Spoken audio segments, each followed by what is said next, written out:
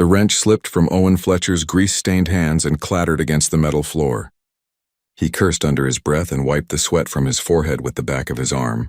3 years on this miserable rock called Theros 7, and he still wasn't used to the heat that built up inside the mining equipment. The extractor drill he'd been fixing for the past 4 hours finally hummed to life, its grinding sound echoing through the maintenance bay.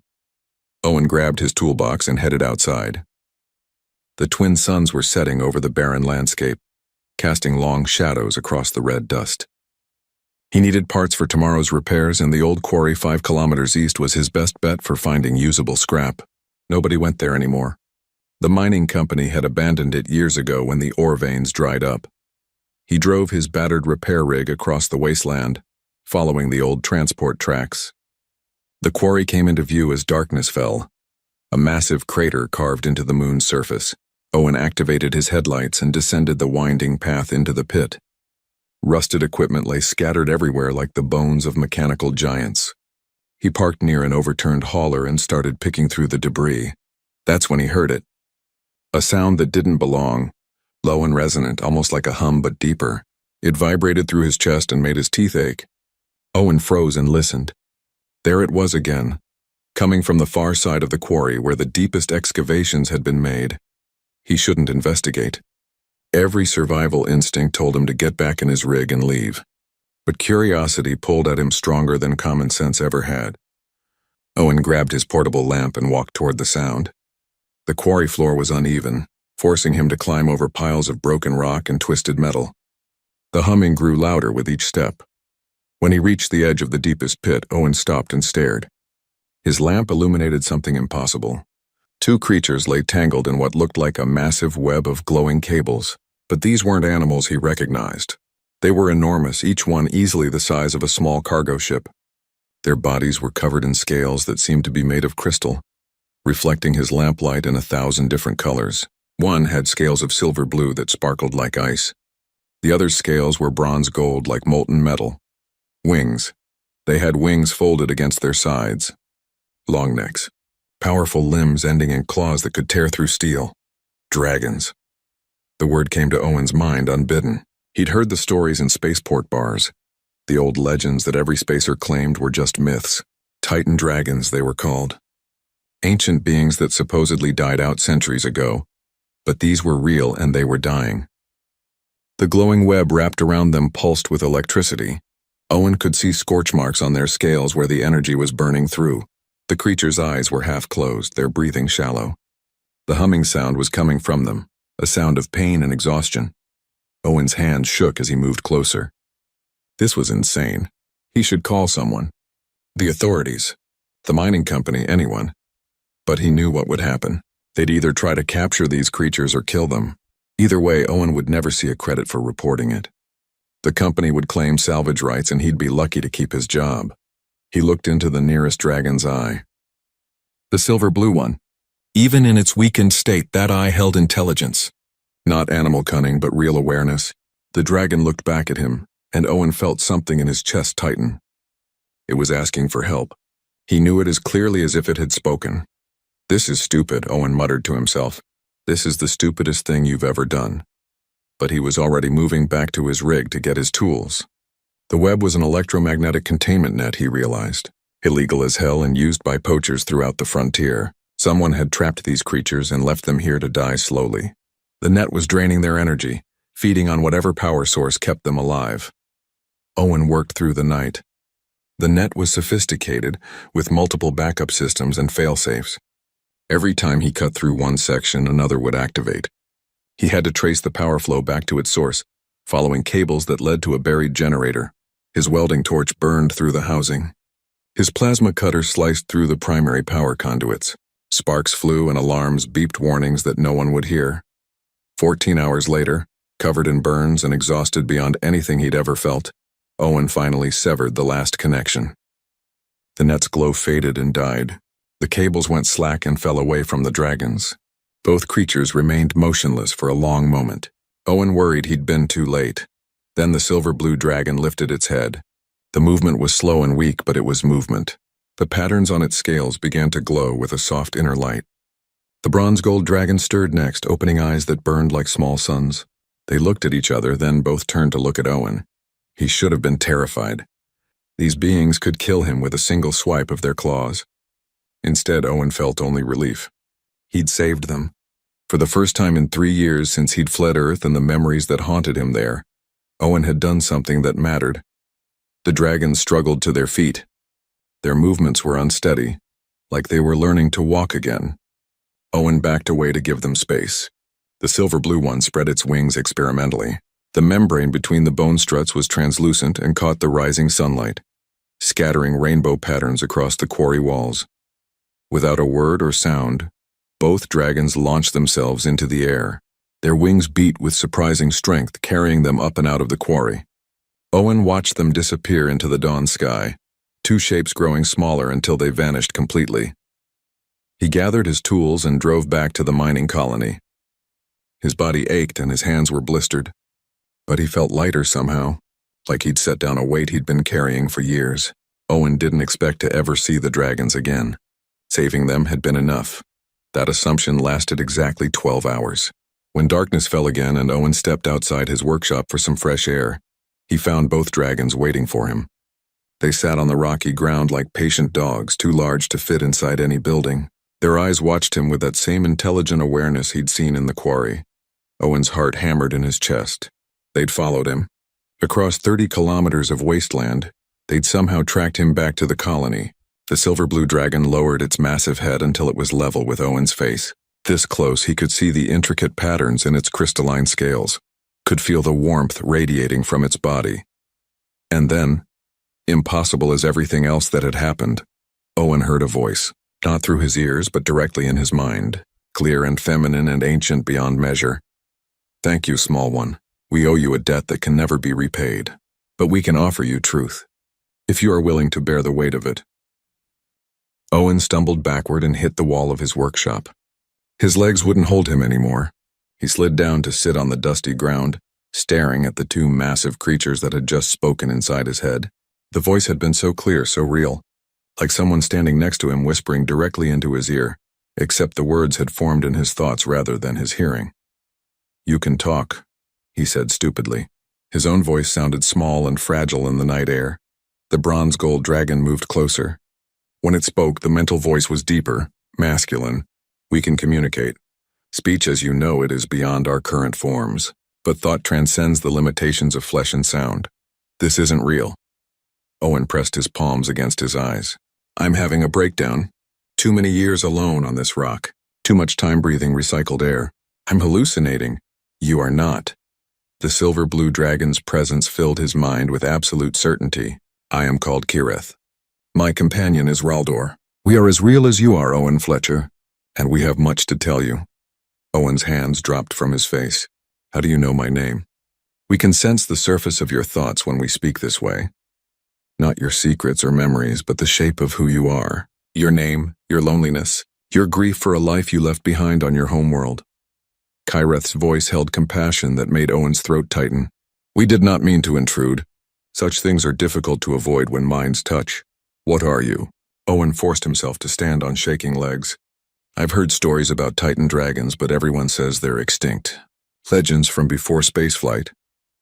Raldor made a sound that might have been a laugh, though it came through as a rumble Owen felt in his bones. "Legends, yes, that is what we have become. Once we were so much more." Kirith settled onto the ground, her crystalline scales clicking softly against each other. "Sit with us, Owen Fletcher. What we must share will take time, and you will want to be seated when you hear it." Against his better judgment, Owen sat. The two dragons positioned themselves on either side of him, their massive bodies blocking the wind that always blew across Tharo 7 at night.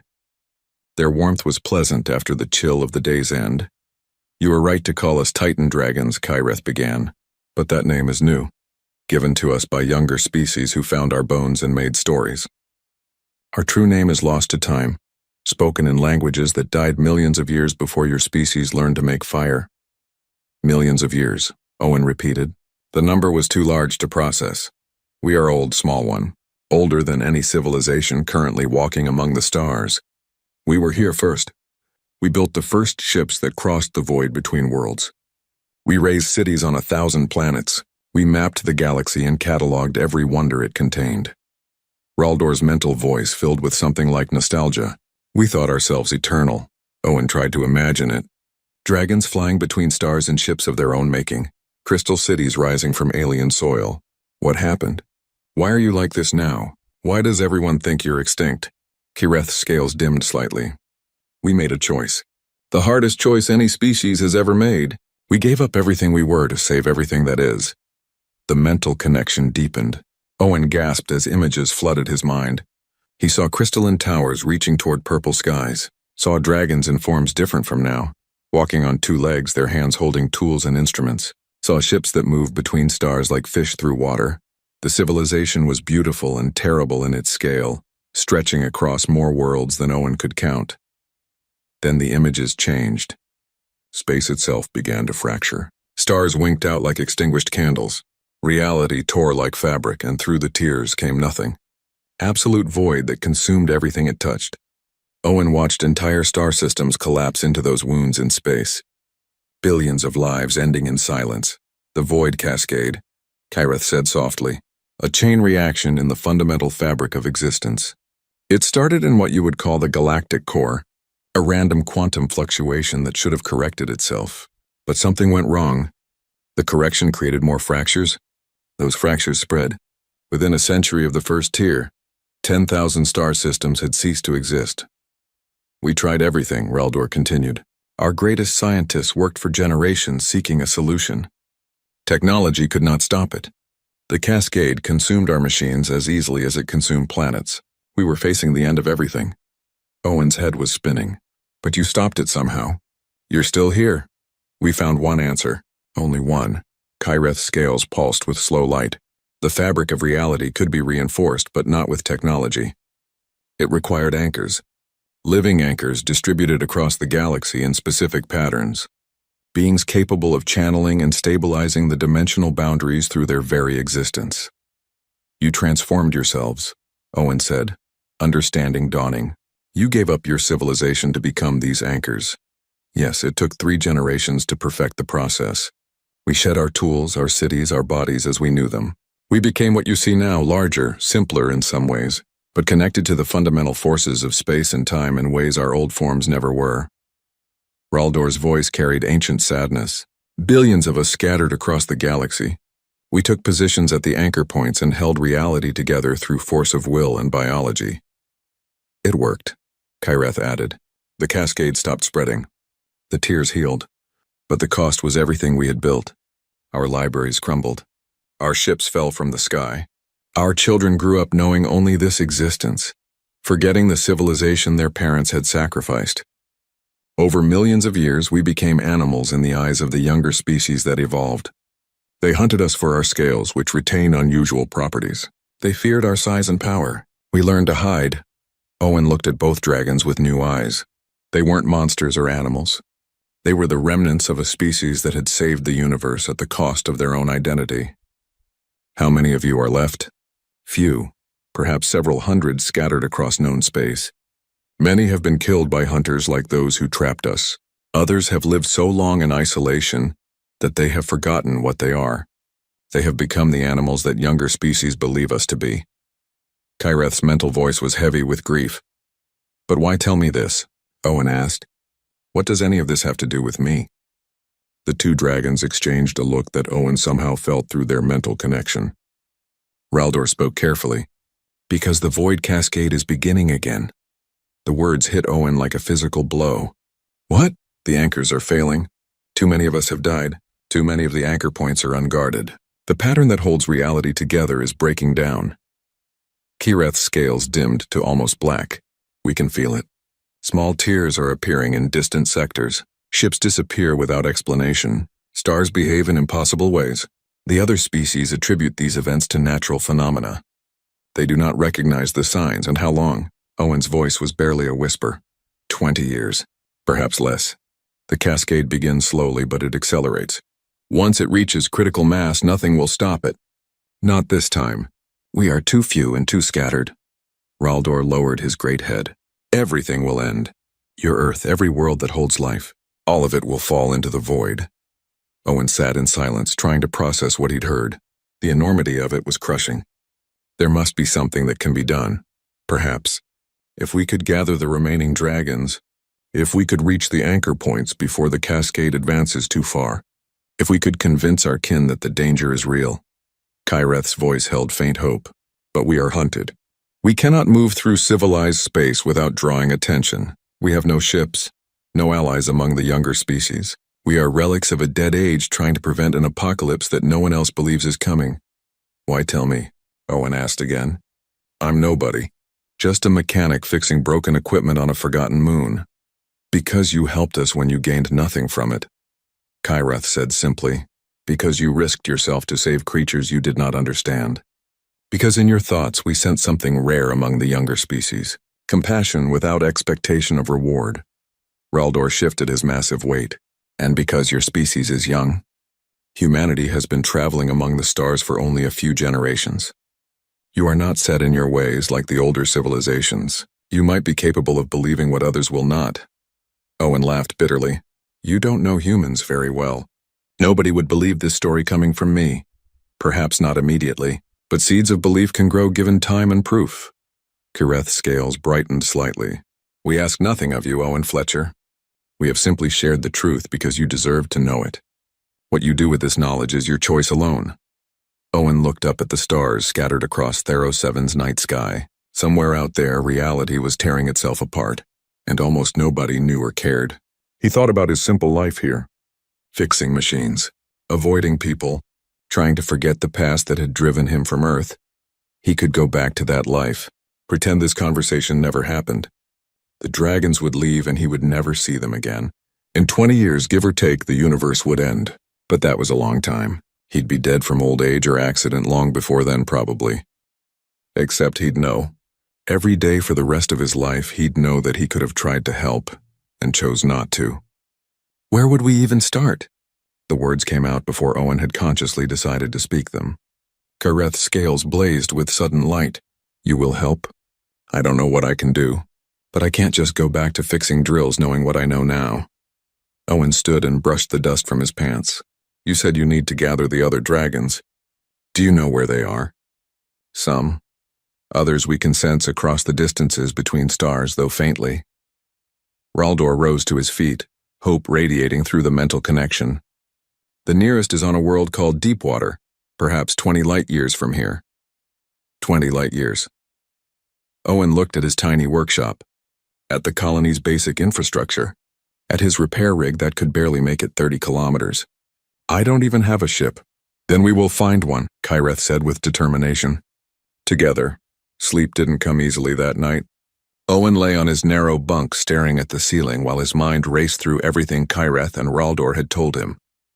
Part of him still wondered if he'd finally cracked under the isolation. Maybe he'd inhaled too many equipment fumes. Maybe the whole thing was a stress-induced delusion, and he'd wake up in the colony medical bay with concerned faces staring down at him. But when dawn broke and he stepped outside, both dragons were still there. They'd moved to the rocky outcropping behind his workshop, probably to avoid being spotted by the early shift workers. Their crystalline scales caught the rising sun and threw colored light across the barren ground. Owen brought them scrap metal from his workshop, unsure what dragons ate. They didn't consume it but seemed grateful for the gesture. Kyreth touched the metal with her snout and the pieces began to glow faintly before going dark again. Curious material, she said into his mind. Humans work with such crude elements, yet you make them serve complex purposes. It's just steel and copper, Owen said. Nothing fancy. All matter is fancy when properly understood, Raldor rumbled. Your species will learn this in time, if there is time. The reminder of the cascade sent a chill through Owen despite the growing heat. Show me again. The visions you shared last night. I need to see it in daylight. To know I didn't imagine it. Kyreth lowered her head to his level. Are you certain? These images are not easy to bear. I need to know it's real.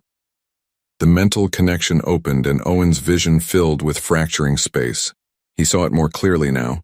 In detail, his exhausted mind had missed the night before. The tears in reality didn't just make things disappear. They unraveled them.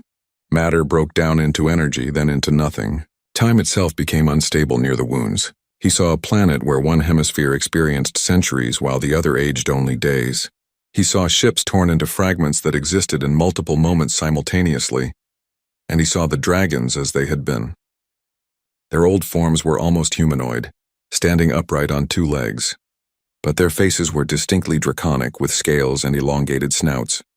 They wore garments made of materials Owen didn't recognize. They held tools in their clawed hands and worked together in massive laboratories trying desperately to stop the spreading catastrophe.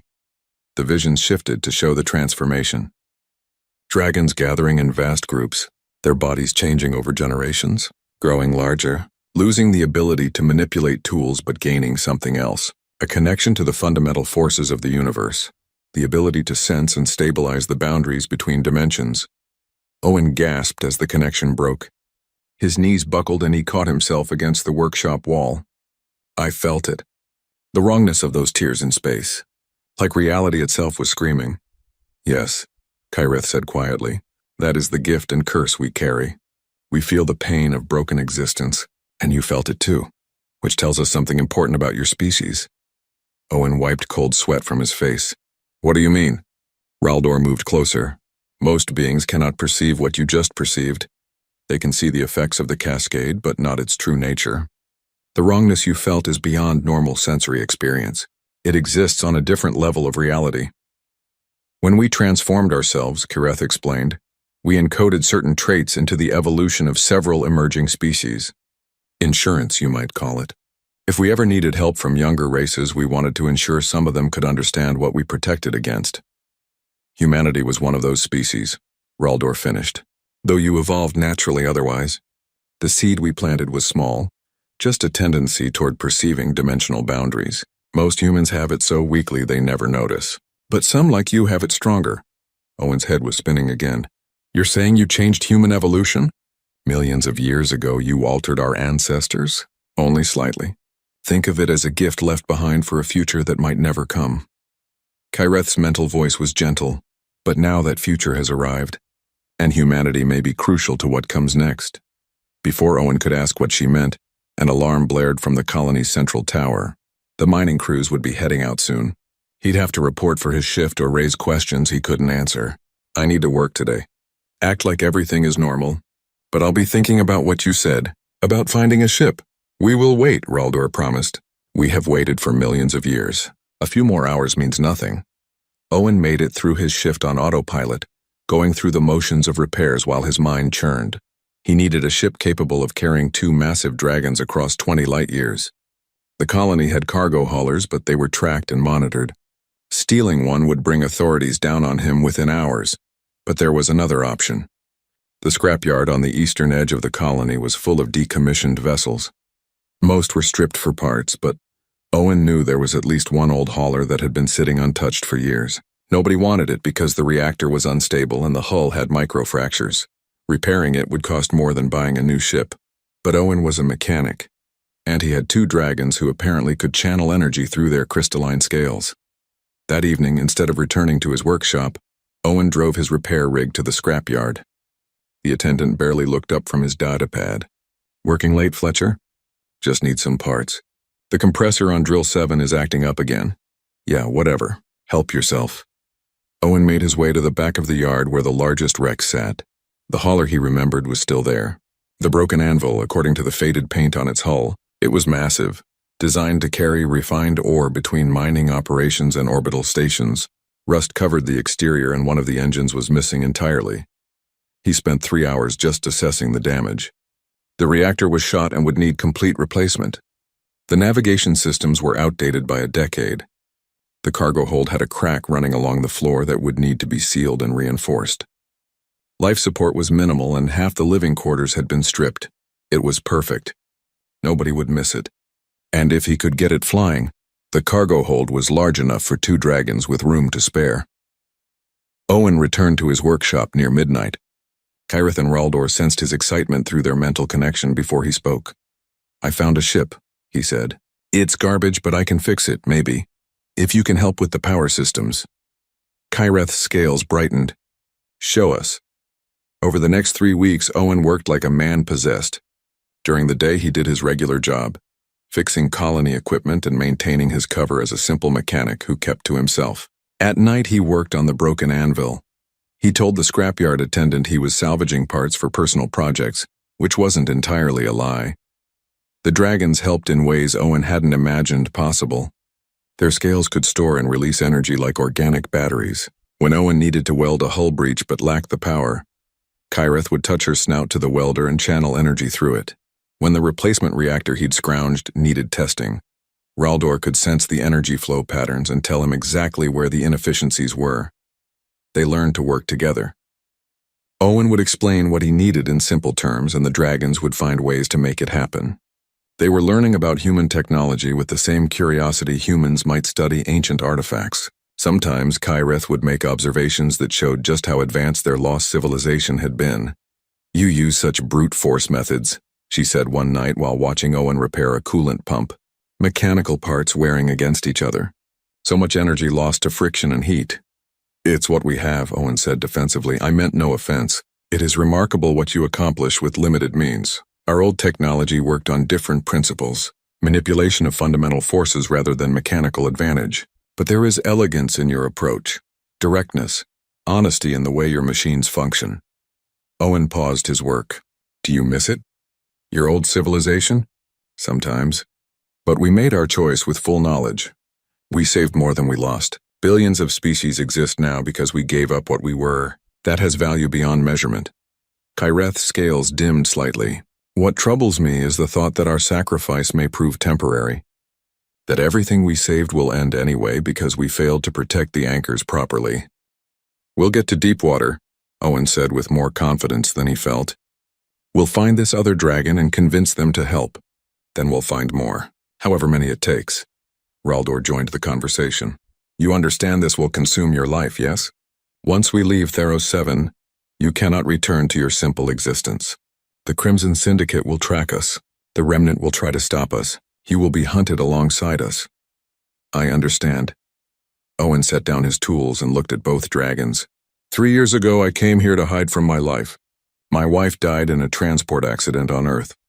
I couldn't handle the grief, so I ran to the furthest rock I could find and buried myself in work. I thought if I just kept my head down and fixed machines, I could avoid feeling anything ever again." He took a breath. "But you're right about what you sensed in my thoughts. I'm tired of running, tired of being alone. And if the universe is ending in 20 years, I'd rather spend that time trying to save it than pretending I don't care." Kyreth touched her snout gently to Owen's shoulder. The gesture was surprisingly tender for a creature so massive. "Then we will face what comes together, the three of us against the gathering dark." 3 days later, Owen filed paperwork claiming he was transferring to a colony deeper in the frontier. He loaded supplies onto the broken anvil and walked away from the only home he'd known for 3 years without looking back. The ship's engines coughed to life with a sound like grinding metal, but they held. Kyreth and Raldor boarded through the cargo ramp, folding their massive wings to fit inside. The space was tight, even with most of the cargo capacity empty, but workable. Owen sealed the hold and made his way to the cockpit. The control panel lit up with warning lights. Fuel efficiency low, hull integrity questionable, life support minimal, navigation systems compensating for outdated star charts. But the reactor core showed green and the engines responded to his commands. "This is insane," Owen muttered. "Most worthwhile endeavors are," Raldor's mental voice replied. Owen engaged the launch sequence. The broken anvil shuddered and lifted off from the scrapyard. Alarms blared as the ship climbed through Theros 7's thin atmosphere. The hull groaned under stress it was never meant to handle in its current condition, but they made it through. The barren moon fell away behind them. Stars filled the view screen ahead. Owen checked his navigation computer and entered the coordinates Kyreth had provided. 20 light years to deep water. At the broken anvil's maximum speed, it would take 2 weeks. "We're really doing this," he said aloud. "We are," Kyreth confirmed. "Thank you, Owen Fletcher, for giving us hope when we had nearly forgotten what that felt like." Owen didn't respond. He just watched the stars stream past as the ship jumped to faster-than-light travel. Behind them, Theros 7 disappeared. Ahead lay an ocean world and a dragon who might refuse to help. And beyond that, a universe slowly tearing itself apart. The broken anvil shook itself apart slowly over 2 weeks of flight. Owen spent most of his waking hours crawling through maintenance tunnels, patching leaks, and coaxing broken systems back to life. The ship hadn't been designed for extended travel in its prime, and it certainly wasn't built for it now. Every jump through faster-than-light space stressed the hull in new and creative ways. On the 5th day, the environmental recycler failed. Owen spent 11 hours replacing corroded filters with parts he'd fabricated from scrap metal in the cargo hold. Kirith sat nearby during the repair, her presence a calming weight in his mind. "You possess remarkable persistence," she said as Owen's hands bled from cuts on sharp metal edges. "I'm too stubborn to die in space from breathing bad air." Owen wiped blood on his already filthy coveralls and kept working. "My dad used to say I could fix anything if I was angry enough at it for being broken." "Your father was a mechanic as well?" "Structural engineer. Built atmospheric processors on colony worlds. He wanted me to follow him into that work, but I liked smaller projects. Things I could hold in my hands and understand completely." Owen fitted the last filter into place and sealed the housing. "He died disappointed in me, I think." "I doubt that very much," Kirith said softly. "You carry his skills and his dedication. That is a worthy legacy." The recycler hummed back to life. Owen allowed himself a moment of relief before moving on to the next crisis. The port engine was running hot. The navigation computer kept losing calibration. The food synthesizer produced meals that tasted like recycled plastic, which was probably because half its components were recycled plastic. But they kept moving. 20 light years shrank to 15, then 10. Owen fell into a routine of work and rest interrupted by long conversations with the dragons. They taught him more about their lost civilization. He taught them about humanity's short but eventful journey into space. In the quiet hours between repairs, they shared stories. Raldor spoke of watching stars being born in the galaxy's youth. Kirith described cities that floated on clouds of charged particles. Owen told them about Earth, about oceans and forests and the organized chaos of human cities. He talked about his wife without the crushing pain that usually came with her memory. Maybe it was the distance from Earth. Maybe it was having listeners who understood loss on a species-wide scale. "We carry our dead with us," Kirith said after hearing about the transport accident. "Every dragon who has fallen to hunters or time. Every member of our species who made the transformation, knowing they would never see their children grow up. Grief is not weakness, Owen Fletcher. It is proof that we loved something more than ourselves." On the 13th day, Deepwater appeared on the long-range sensors. The planet was exactly as Kirith had described. Almost entirely ocean, with only a few small islands and the floating cities that various aquatic species had built. The water was a deep blue-green that sparkled under the system's bright yellow sun. Owen guided the broken anvil into orbit and immediately ran into his first major problem. He had no authorization codes for Deepwater. No legitimate reason to be here. The orbital traffic control was demanding identification and flight plans. "Tell them you're a salvage operator looking for work," Raldor suggested.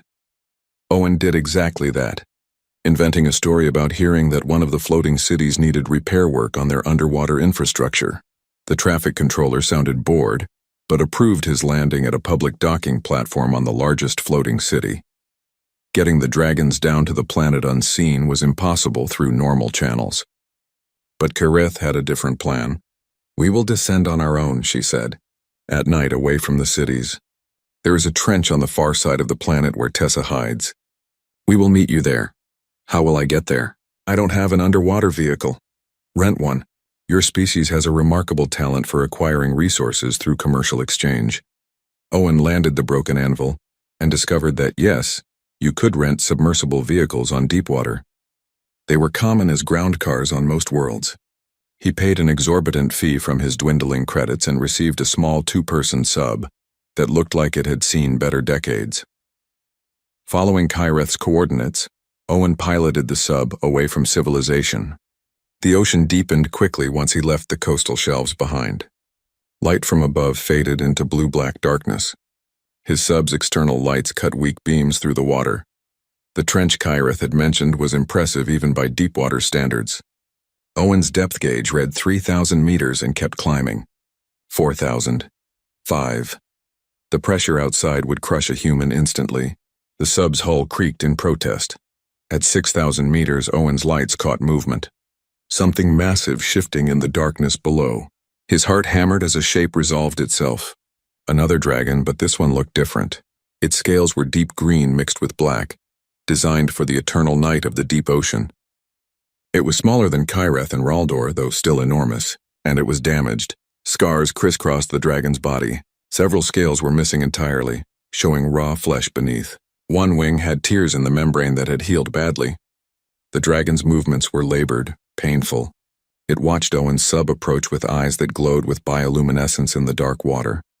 Kirith's voice filled Owen's mind from somewhere above on the surface. "That is Tessa. Approach slowly. She has learned to fear all things that come from above." Owen brought the sub to a stop 100 meters from Tessa.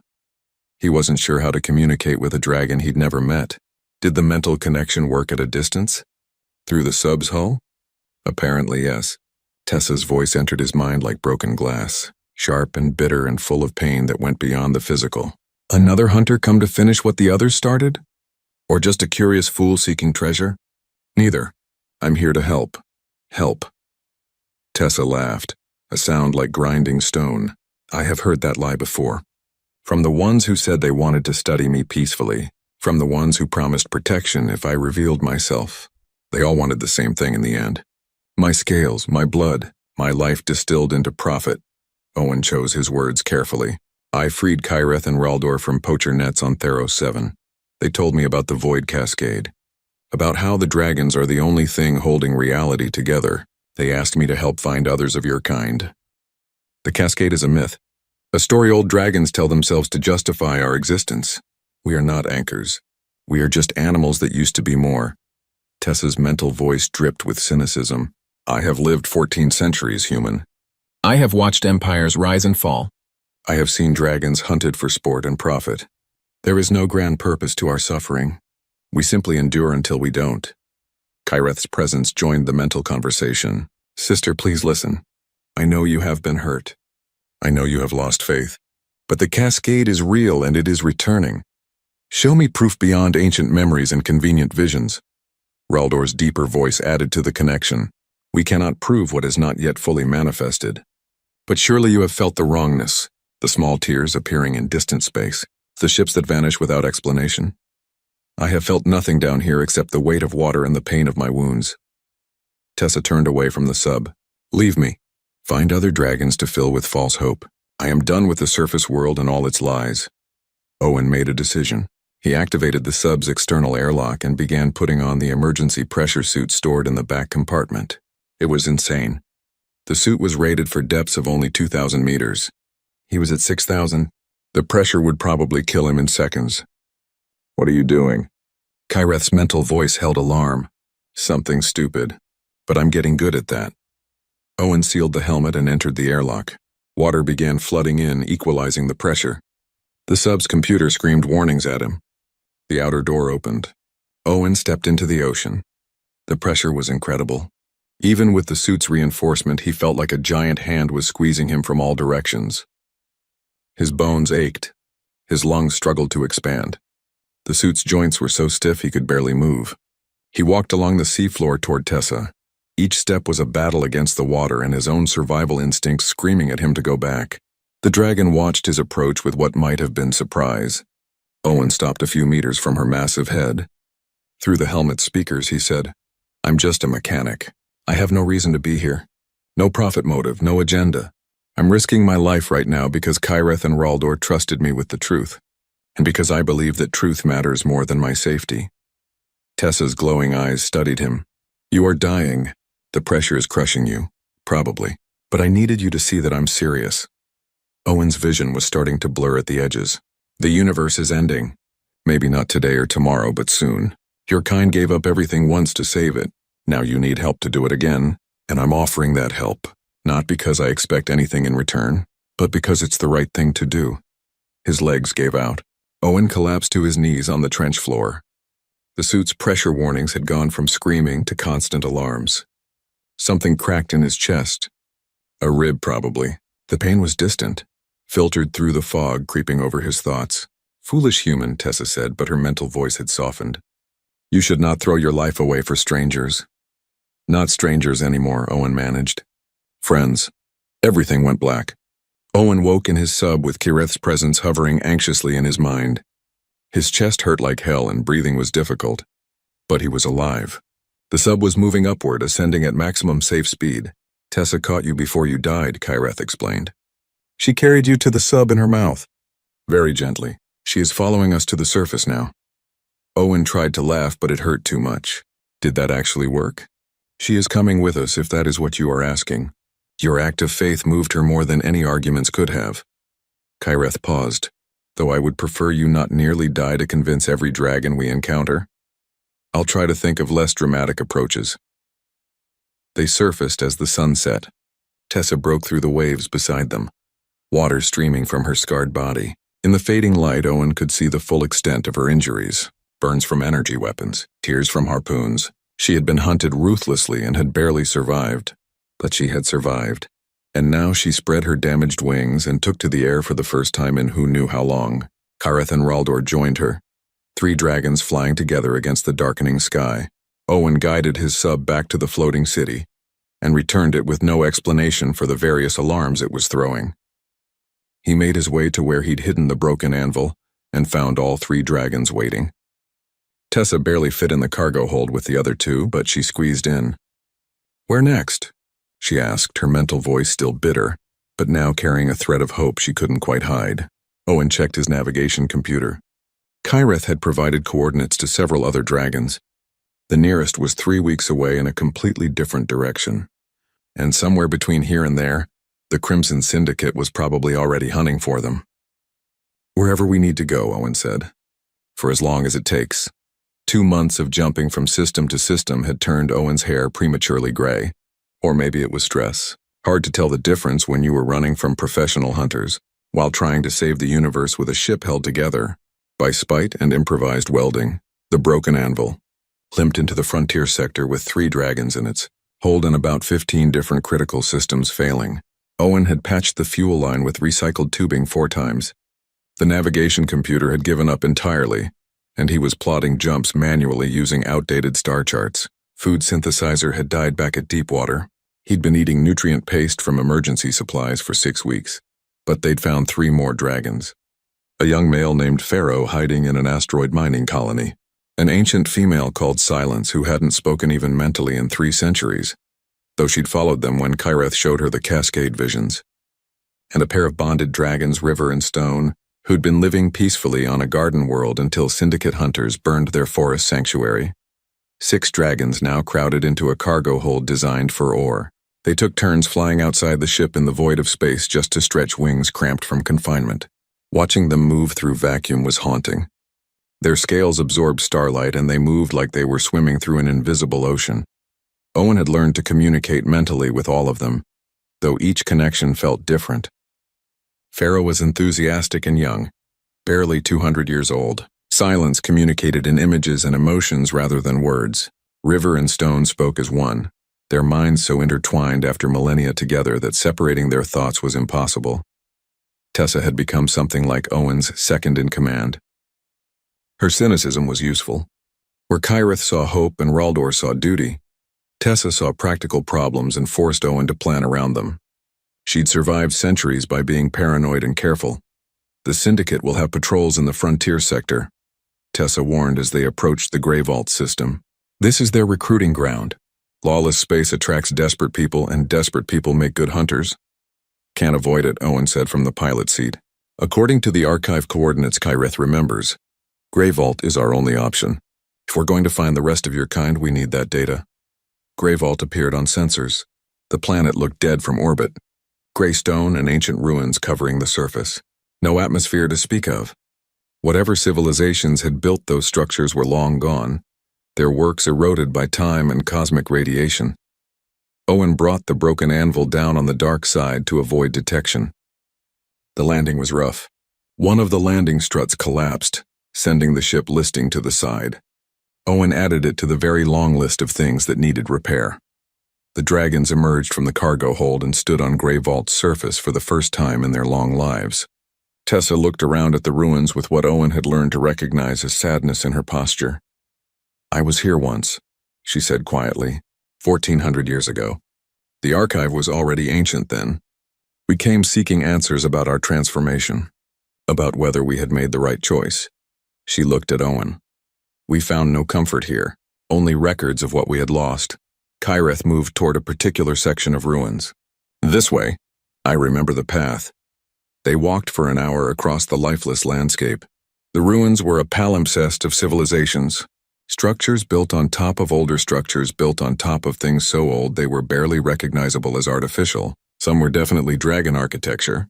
Owen could see the scale of doorways and halls designed for massive bodies. But there were other builders too. Species whose names and histories had died with them. The entrance to the archive was hidden beneath what looked like a crashed spacecraft. It took the combined strength of 4 dragons to move the wreckage aside. Beneath was a doorway carved with symbols that hurt to look at. Owen felt the wrongness radiating from them, that same dimensional distortion he'd sensed in the Cascade visions. Dimensional locks, Raldor explained.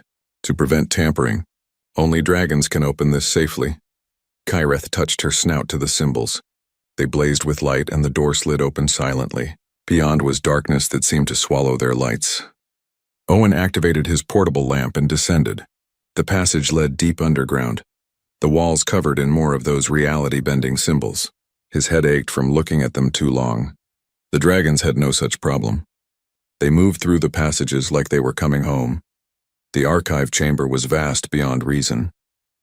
Owen's lamp couldn't reach the far walls, but as the dragons entered, crystals embedded in the ceiling began to glow. Soft blue light filled a space the size of a small city, and covering every surface were more crystals, billions of them, each one containing data stored in formats no modern species could read, but dragons could. Kyreth approached the nearest wall and touched her scales to the crystal surface. Her eyes unfocused as information poured directly into her mind. The other dragons did the same, spreading throughout the chamber to interface with different sections of the archive. Owen stood in the center and watched. He'd never felt more out of place. This was dragon heritage, dragon technology. He was just a human mechanic who'd stumbled into something far beyond his understanding. Not beyond your understanding, Kyreth said, sensing his thoughts. Different from your experience, but not beyond you. Your species will build things like this one day, given time. If we have time. Hours passed as the dragons downloaded information. Owen explored the archive on foot, marveling at the technology. Some of the crystals showed images when he touched them. Cities floating in space, dragons in their old forms operating machines that defied physics, starships that looked like they were grown rather than built. He found a section that showed what looked like a map of the galaxy. Bright points marked locations throughout. 73 of them were pulsing with light. Owen counted them twice to be sure. Kyreth joined him. The remaining dragons, every one of our kind still alive, their locations marked in real time. The archive maintains quantum links to each of us. We can find them all now.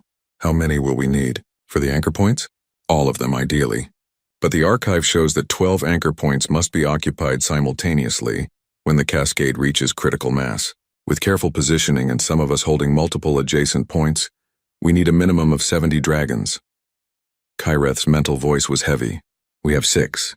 And already 3 of the marked points on the map have gone dark while we watched. Dead or taken by the Syndicate. Owen studied the map. 17 years until critical mass? The archive's calculations are more precise than our estimates. 17.3 years. Not long in the scope of deep time. But perhaps long enough for us to gather everyone if we are fortunate. What about humans? Owen asked. You said my species was encoded with the ability to perceive dimensional boundaries. Can we help at the anchor points? Kyreth interfaced with a different section of crystals. Images flooded the air around them. Holographic projections showing human forms standing alongside dragons. Energy flowing between them in complex patterns. Yes, Kyreth said with growing excitement. The failsafe we encoded. Humans with strong latent abilities can link with dragons at anchor points and amplify the stabilization effect. With enough trained humans, we could potentially hold the cascade with fewer dragons. She paused, but the training would be difficult. And the process is not without risk to humans. The dimensional energies could damage minds not strong enough to handle them. How many humans would we need? Thousands. Perhaps tens of thousands distributed among the anchor points. Owen thought about Earth. About the billions of humans scattered across dozens of colony worlds. About his own species' talent for coming together when faced with extinction.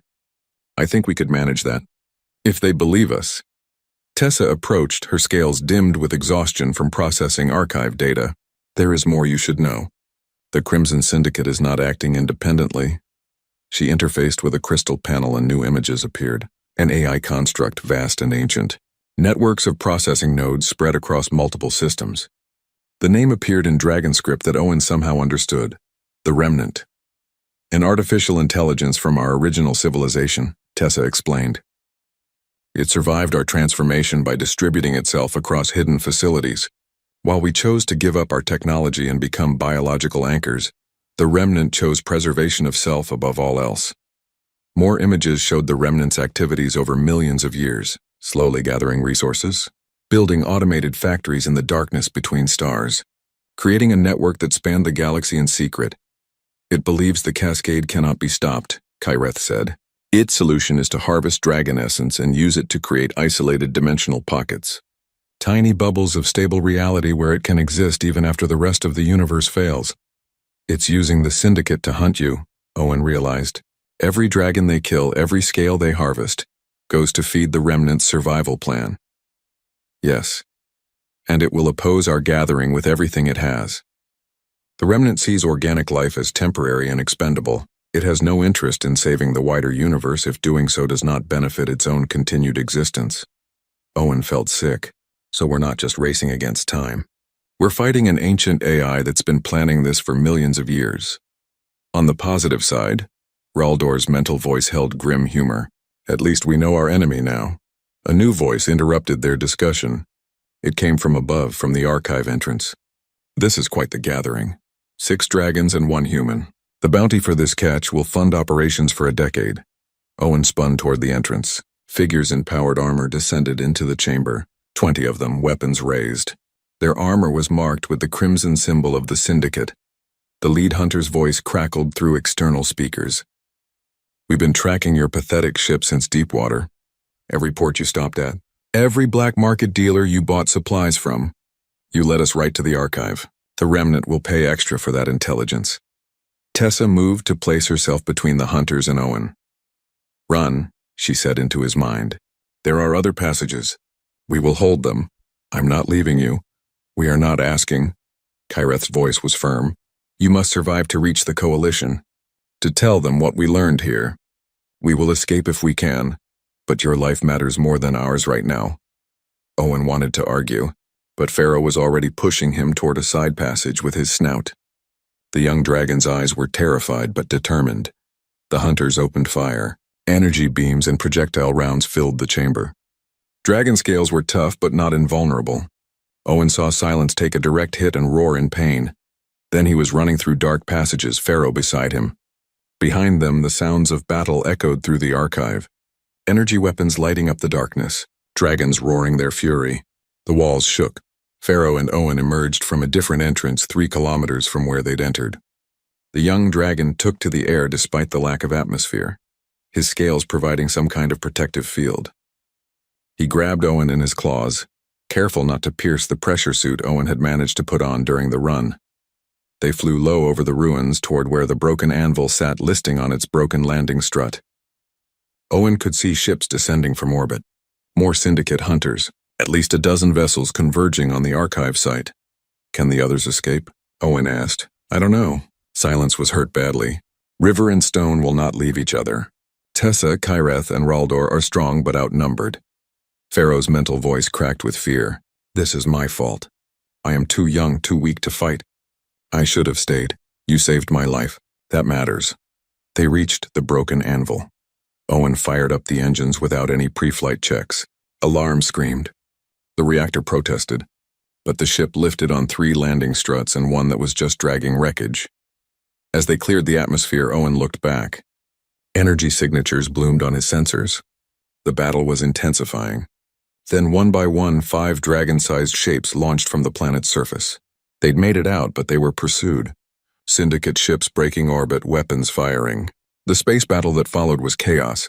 Dragon scales could withstand vacuum and energy weapons for a time, but concentrated fire was taking its toll. Owen saw River take a devastating hit. Stone screamed and dove after her partner as both fell back toward the planet. No. Owen pushed the broken anvil's engines past any safe limit. Pharaoh, get everyone to the cargo hold. The young dragon flew alongside the ship, broadcasting the urgency. One by one, the surviving dragons made their way to the broken anvil. Kyreth arrived first, her scales scorched. Then Tessa, bleeding from multiple wounds. Raldor came last, carrying the barely conscious Silence in his claws. River and Stone didn't make it. Owen watched their signatures disappear from sensors as Syndicate ships swarmed their position. "Jump now!" Tessa's mental voice was anguished. "We cannot help them." Owen engaged the faster-than-light drive without calculating a proper course. The ship lurched into the void between stars. Behind them, Greyvault and 2 more dragons were lost. In the cargo hold, 4 dragons mourned while Pharaoh tried desperately to tend to Silence's wounds. Owen sat in the pilot seat with his head in his hands. They'd learned so much at the archive. Locations of all remaining dragons. Confirmation that humans could help. Knowledge of the remnants' true nature. But the cost had been terrible. And looking at his star charts, Owen realized they'd jumped randomly into deep space. It would take days to figure out where they were. Days they couldn't afford to waste. "We need help," he said aloud. "We can't do this alone anymore." "The Coalition," Kyreth said weakly from the cargo hold. "We must go to the Coalition and convince them to act." Owen nodded and began calculating a course to Unity Station, the heart of galactic governance.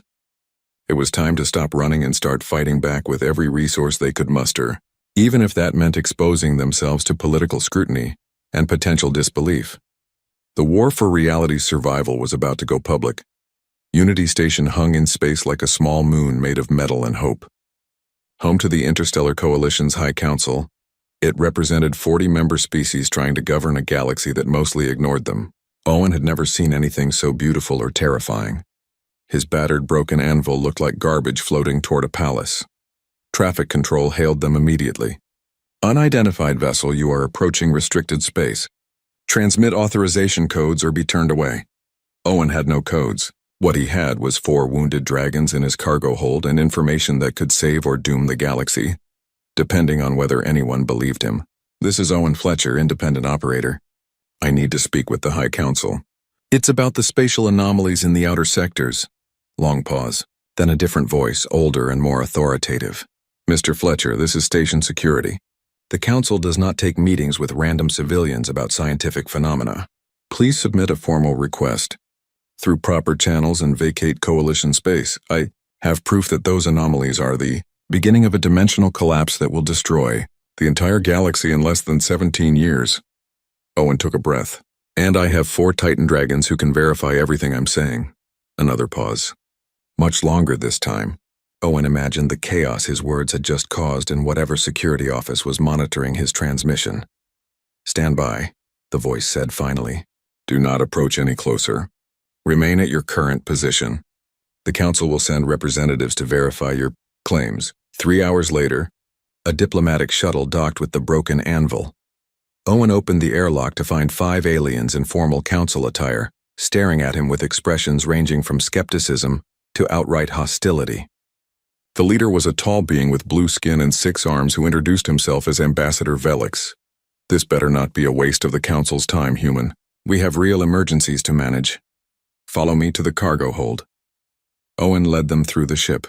He'd warned the dragons what to expect, but even so, the moment the cargo bay door opened, and 4 massive crystalline forms turned to look at the ambassadors, 3 of them stumbled backward in shock. Kyreth lowered her head to the ambassador's level. When she spoke, her mental voice touched all their minds simultaneously. "We are real. Our story is real. And if you do not listen, everything you know will cease to exist." The next week was a blur of meetings, presentations, and arguments. The High Council gathered in full session for the first time in years. Owen stood before representatives of 40 species and told them about the Void Cascade, about the dragon's sacrifice millions of years ago, about the remnant and its genocidal preservation plan. Kyreth, Tessa, Raldor, and Pharaoh provided testimony through mental links with council members. They shared visions of the ancient catastrophe, showed memories of their civilization's fall and transformation, presented data from the archive about the 73 remaining dragons and 12 anchor points. The reaction was exactly what Owen had feared. The council split into factions immediately. Some believed the human delegation, led by Earth's ambassador Director Okonkwo, reviewed the evidence and recognized the mathematical models matched unexplained phenomena their scientists had observed. They pledged support instantly, others were skeptical. The Centaurian representative argued that this was clearly a human plot to gain importance in galactic affairs. Convenient that these ancient anchors need humanity's help specifically. Sounds like a power grab dressed in apocalyptic prophecy. The dragon hunting lobby sent representatives who claimed this was an elaborate hoax by animal rights activists. Titan dragons are valuable biological resources, not sentient beings. This fiction about lost civilizations is absurd. And some council members simply refused to believe that extinction was possible. The galaxy has existed for billions of years. It will continue to exist. These anomalies are natural phenomena that will resolve themselves. Owen watched the politicians argue while time slipped away. Every day spent debating was a day they could have been gathering dragons and training humans. He wanted to scream at them that this wasn't about politics or pride. This was about survival. Director Okonkwo became an unexpected ally. She was a woman in her 60s who'd spent 40 years in diplomatic service. She pulled Owen aside during a break in the sessions. "They're not going to agree quickly," she said bluntly. "The council moves slowly even on urgent matters. But I believe you. I've read the reports from our deep space monitoring stations. Things are getting worse. Whatever's happening out there, it's accelerating. What can we do? Earth will act independently if necessary. We'll start screening for humans with the latent abilities your dragon friends described. We'll build the training facilities, provide ships and resources." She smiled grimly. "Humanity is good at preparing for apocalypses. We've had enough close calls in our own history." News of Owen's testimony spread across human space like wildfire. The story was too big to contain. Mechanic saves dragons and discovers plot to end universe. Some called it the most important revelation in history. Others called it mass delusion or an elaborate hoax. But volunteers began coming forward. Humans who'd experienced strange sensations their whole lives, moments where they felt reality shift, saw things that shouldn't be possible, felt the dimensional boundaries that most beings couldn't perceive. Owen worked with the dragons to develop testing protocols. They discovered roughly 1 in 50,000 humans had strong enough latent abilities to be useful at anchor points. That meant from humanity's total population of 30 billion across all colony worlds, they could potentially train 600,000 candidates. "Will that be enough?" Owen asked Kireth. "If we can gather all 73 dragons and position them perfectly, then having even 10,000 trained humans distributed among the anchor points should compensate for the gaps. With 600,000, Kireth's scales brightened with hope. We might actually succeed. But gathering the remaining dragons proved harder than expected. The archive had shown 73 locations. By the time Owen's mission became public knowledge, that number had dropped to 68. 5 more had been killed or captured by the Remnant's forces. Owen led missions to find and recruit the survivors. Each rescue was a race against syndicate hunters. Some dragons joined willingly, grateful to finally have purpose again. Others were like Tessa had been, bitter and broken from centuries of hiding and persecution. Owen talked himself hoarse convincing them. Pharaoh grew from a frightened youth into a capable warrior during these missions.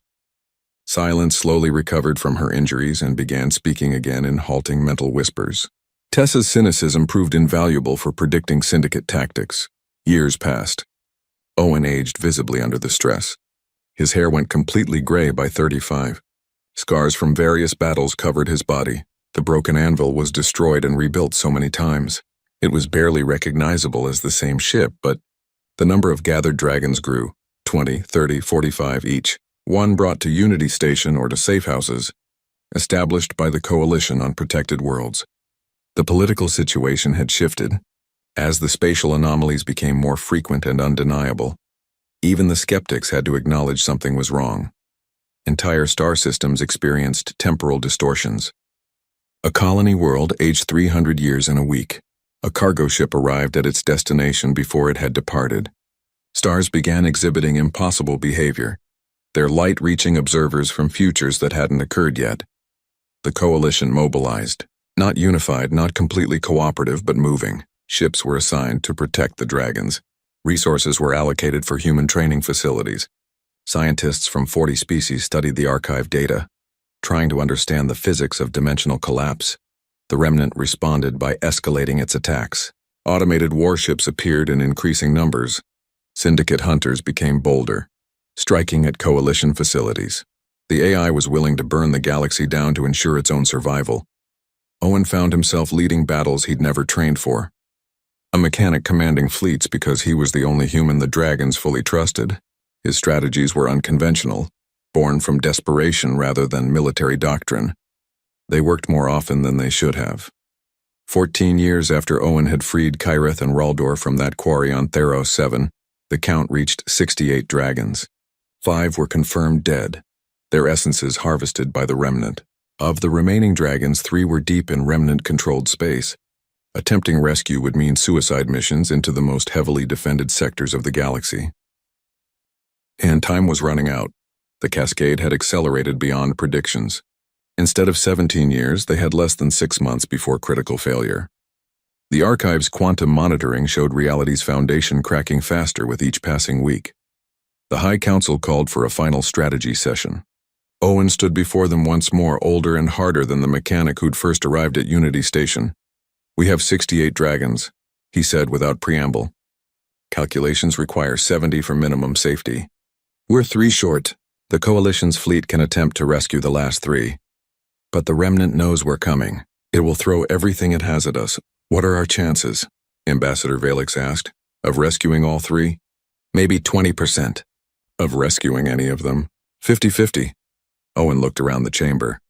"And even if we succeed, even if we get to 70 dragons, the math only works if we have the anchor points positioned perfectly and enough trained humans to amplify the effect." Director Okonkwo stood. She'd aged as well, her hair now completely white. "Humanity has prepared 847,000 trained volunteers.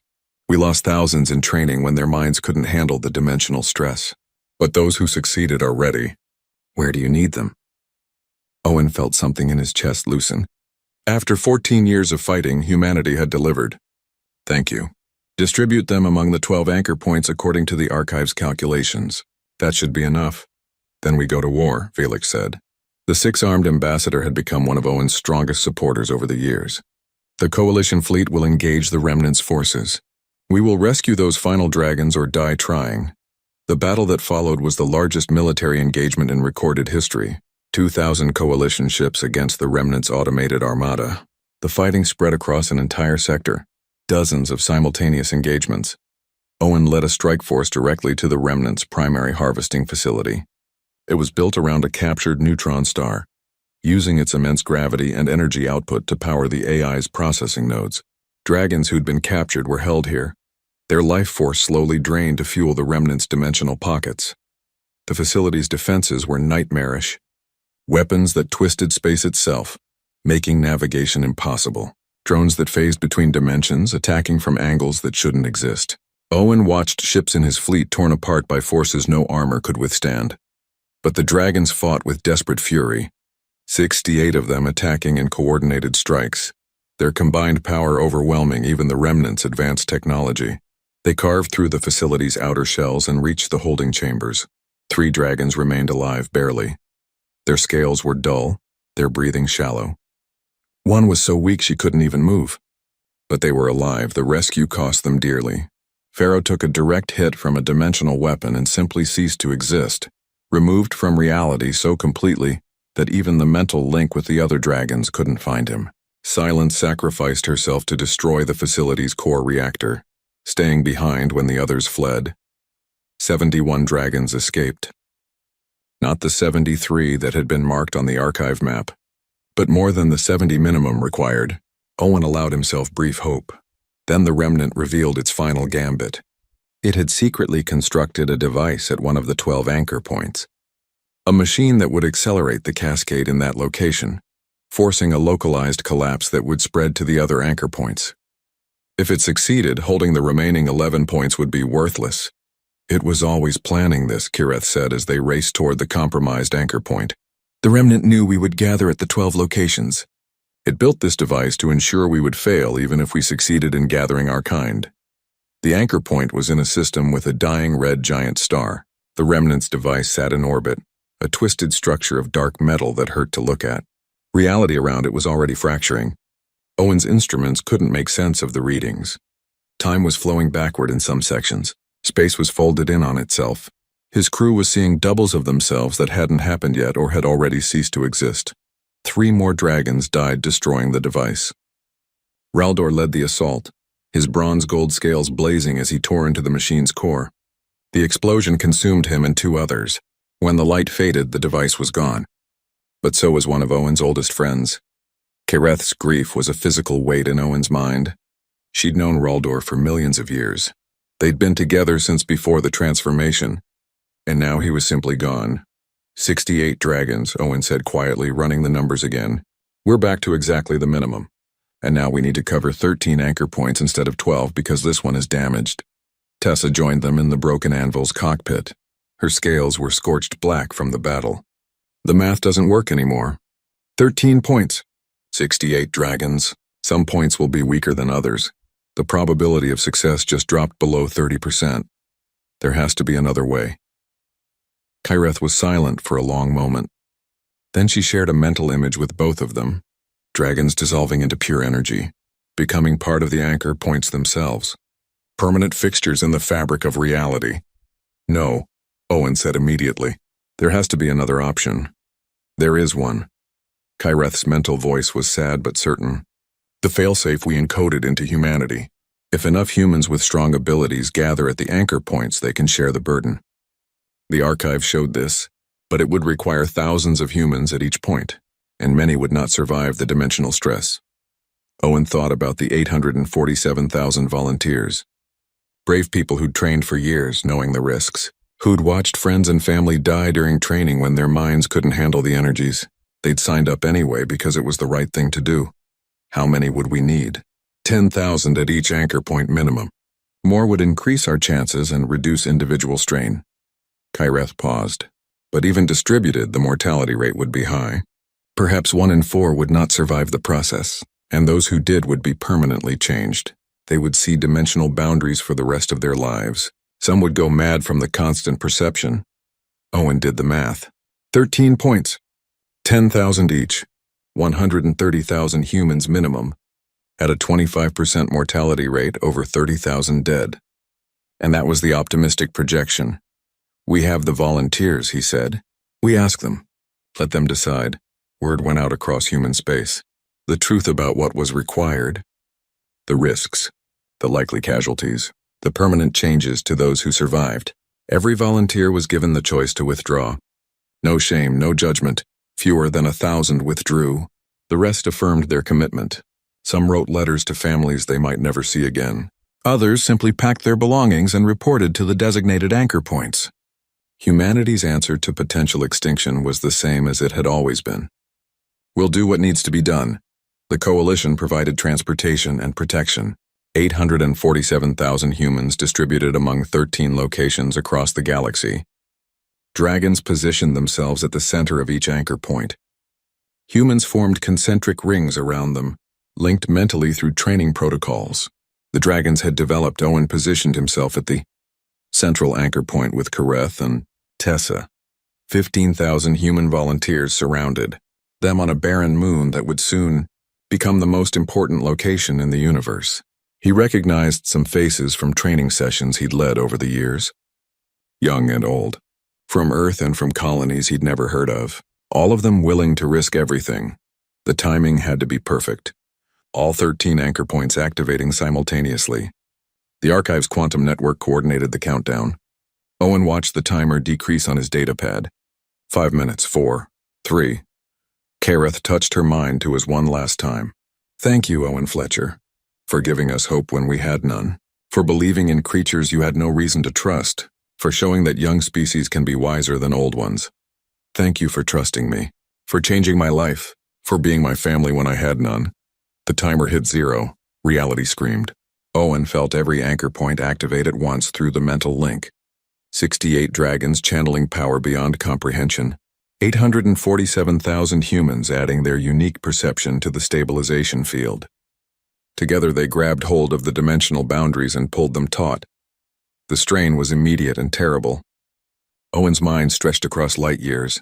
He was simultaneously on 13 different worlds, feeling 13 different dragons connected to thousands of other humans. He saw the void cascade in its totality. The massive tears in reality spreading like cracks in glass, stars falling into nothingness, galaxies unraveling. And he saw it stop, the cracks freezing in place, then slowly, agonizingly beginning to heal, reality's fabric knitting itself back together under the combined will of dragons and humans working in harmony. But the cost was brutal. Owen felt humans dying around him, minds that couldn't handle the dimensional energies burning out like overloaded circuits. He felt their last thoughts, fear, pain, but also pride. They'd succeeded. They were saving everything. The process took 6 hours that felt like 6 eternities. When it finally ended, Owen collapsed on the moon's surface. His body was intact, but his mind felt scraped raw. He could still see the dimensional boundaries, faint lines in reality that would never fully disappear from his perception. Kyreth lay beside him, her scales dim but glowing with inner light. Tessa had survived as well, though barely. Around them, human volunteers were helping each other to their feet. Not all of them. Too many lay still. Reports came in from the other anchor points. The casualty figures made Owen's heart break. 41,327 humans dead, every single one a volunteer who'd known the risks. Heroes whose names would be recorded in every history that would ever be written. But they'd done it. The cascade was sealed. The archive's monitoring confirmed it. Reality was stable for at least another 1,000,000 years, maybe longer. The dragon sacrifice from eons ago combined with humanity's sacrifice today had saved the universe. The Remnant's automated forces shut down one by one as their AI core realized its defeat. Without the cascade to flee from, its entire purpose had become meaningless. Coalition forces hunted down the remaining Syndicate hunters. The galaxy would remember them as the villains who'd tried to doom everyone for profit. Owen spent 2 months recovering in a medical facility on Unity Station. His body healed quickly. His mind took longer. The constant perception of dimensional boundaries was disorienting. He had to learn to filter out the information or go mad from seeing too much.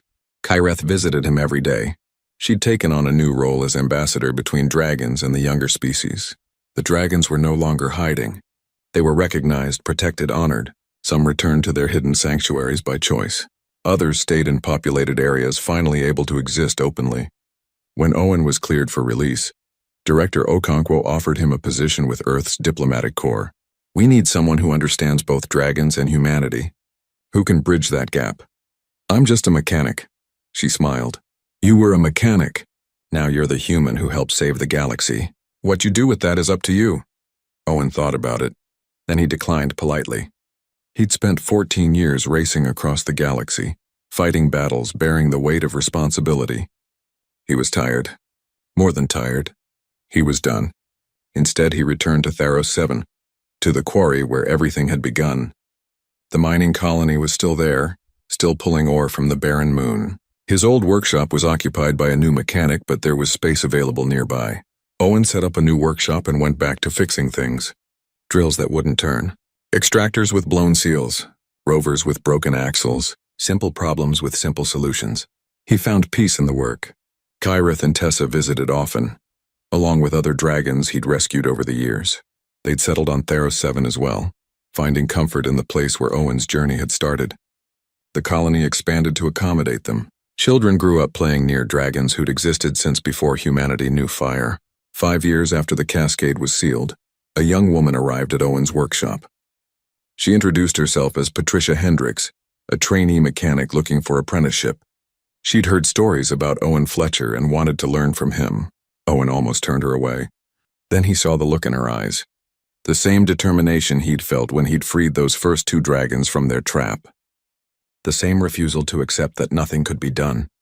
All right, he said, but I warn you, I'm not much of a teacher. That's okay. I'm stubborn enough to learn anyway. They worked together in comfortable silence for a while.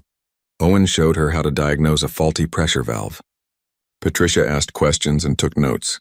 Outside, Kyreth and Tessa watched the sunset, their crystalline scales catching the light. Can I ask you something? Patricia said eventually. Was it worth it? Everything you gave up? Everything that happened? Owen thought about his answer carefully. He thought about the friends he'd lost.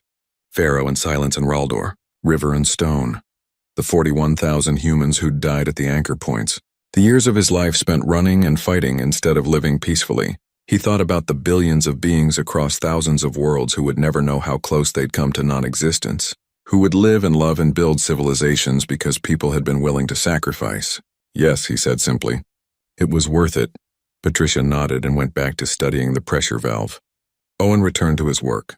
Outside, the twin suns set over Theros 7, painting the sky in shades of orange and red. Dragons rested nearby. The universe continued to exist, stable and whole, and in a small workshop on a forgotten moon, a mechanic fixed broken things and was content. Kyrith's mental voice touched his mind gently. You never told her the whole story, about how terrified you were, how many times you wanted to quit. She doesn't need to know that part. The important thing is that we didn't quit. We kept going. We did. Together. Kyrith's presence in his mind was warm and familiar, and the universe is better for it. Owen smiled and picked up his wrench. There was always another machine that needed fixing. Another problem to solve, and now finally he had all the time in the world to do it. The mechanic who'd rescued 2 dragons had saved the galaxy. But more importantly, he'd found family among the stars, and in the end that was worth everything.